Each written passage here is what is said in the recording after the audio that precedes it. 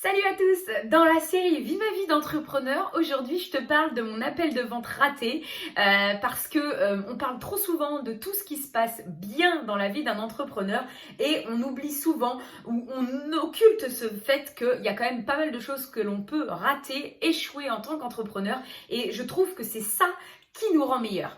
Parce que le problème quand on rate quelque chose, et vous comprendrez pourquoi je mets des guillemets après. Le problème quand on rate quelque chose, c'est pas de le rater en soi, c'est de ne rien faire de ça. La conséquence, c'est que finalement, si vous essayez pas de rebondir, de le voir de manière positive, vous allez petit à petit grignoter votre confiance en vous, ça va finir par vous ronger et vous démotiver. Alors que si vous choisissez de voir ça comme un défi, de le prendre un petit peu à la légère, ça va vous permettre d'avoir une autre mentalité, un autre regard sur cet échec et ça va vous permettre de vous améliorer petit à petit, de pouvoir faire une analyse concrète et de pouvoir du coup vous améliorer en permanence. C'est pour ça qu'aujourd'hui je te raconte cette fameuse histoire de l'appel de vente où j'avais l'impression d'être sortie de moi, de me dire qu'est-ce que tu es en train de faire? Tu es en train de faire n'importe quoi.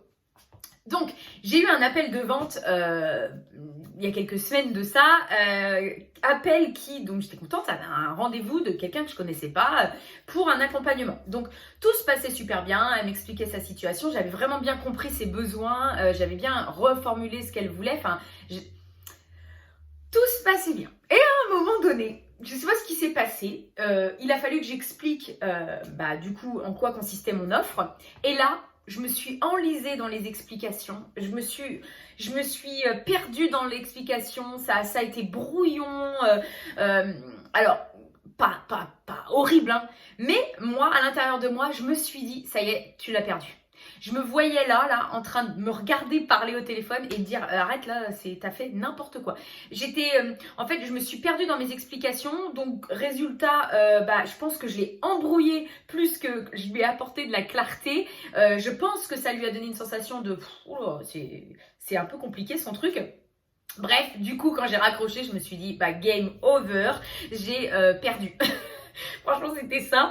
Mais j'avais le sourire en raccrochant. Et vous savez pourquoi? Parce que j'ai dans cette mentalité de me dire, attends, c'est trop bien parce que grâce à ça, tu as vu les points où il fallait que tu t'améliores, tu as vu ce qui n'allait pas, tu as décortiqué, je vais décortiquer ce qui va pas et c'est chouette, la prochaine fois tu feras mieux. Et ça, vraiment, c'est le truc qu'il faut adopter. Alors évidemment, pour pouvoir rebondir et faire mieux après, moi j'ai quelques questions que je me pose, que je vais te partager tout de suite pour que tu puisses en fait faire une analyse objective sans te blâmer de ce qui a été et de ce qui n'a pas été.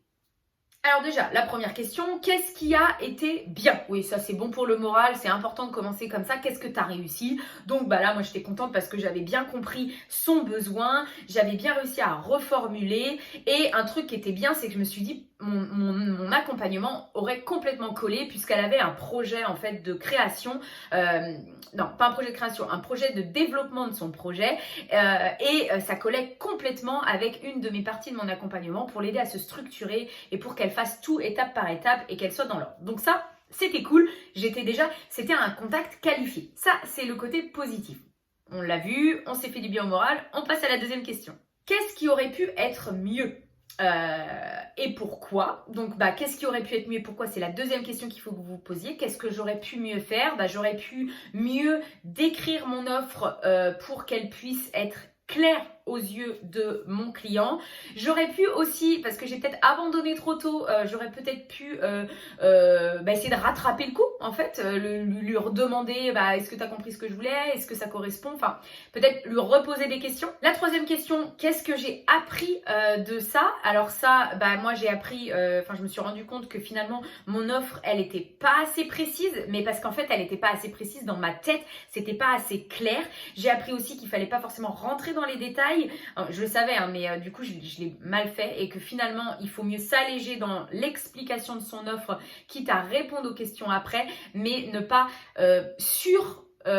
surargumenter en fait. Ça, vraiment, je l'ai appris. Donc ça, c'était la troisième. La quatrième, comment faire pour améliorer ça? Ça, c'est comment faire pour améliorer ça? clairement, je me suis dit, décris mieux ton offre pour toi sur papier. Donc, c'est ce que j'ai fait. Tout de suite après, je me suis dit, ah oui, en fait, il aurait fallu que je fasse ça. Mon point d'amélioration, c'était définir plus précisément mon offre et mon tarif pour que ça soit ultra clair dans ma tête. Et à partir du moment où c'est clair dans ta tête, eh bien, déterminer une façon de la présenter à mon futur prospect que j'aurai. Et enfin, c'est passer à l'action. Donc, c'est-à-dire ne pas s'arrêter, continuer en fait. C'est-à-dire qu'à partir du moment où j'ai vu ce que je devais améliorer, maintenant je continue, j'ai hâte d'avoir d'autres appels justement pour toujours s'améliorer. Et puis il y a aussi une autre question que tu peux te poser, c'est avec qui je peux en parler pour débriefer. C'est important de t'entourer d'entrepreneurs. Tu sais, on dit souvent qu'on est la somme des 5 personnes qu'on côtoie le plus. C'est important de t'entourer d'entrepreneurs qui soient comme toi, avec la même mouvance, le même dynamisme, qui te porte et à qui tu peux aller débriefer un appel raté pour te permettre de t'améliorer encore plus pour pouvoir être au point. Donc, qu'est-ce qui a été, qu'est-ce que j'aurais pu améliorer, qu'est-ce que j'ai appris, comment est-ce que je peux faire concrètement pour améliorer ça, avec qui, passer à l'action et avec qui je peux débriefer. Voilà les questions qu'il faut que tu te poses pour que tu puisses rebondir à chaque appel ou expérience négative, puisque moi je pars du principe qu'il n'y a rien de négatif, on apprend toujours. Donc j'espère que cette vidéo t'aura amusé ou pas, que ça t'aura quand même aidé, et puis je suis contente d'avoir partagé ce point de mon existence.